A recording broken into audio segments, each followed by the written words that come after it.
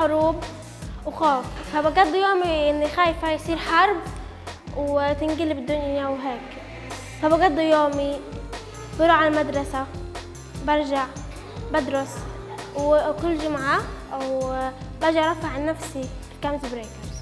احنا نفسيتنا تغيرت مع البريك دانس، ونفسنا نكون احنا زي البنات الفلسطينيات وباقي العالم، واحنا بنكيف لما نيجي نلعب مع صديقاتنا ونغير عن نفسيتنا.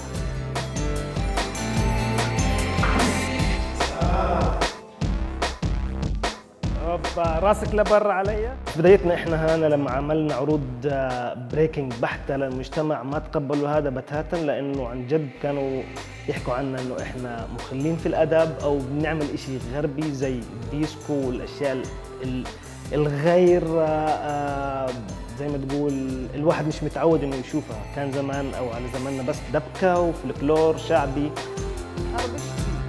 طيارات وين؟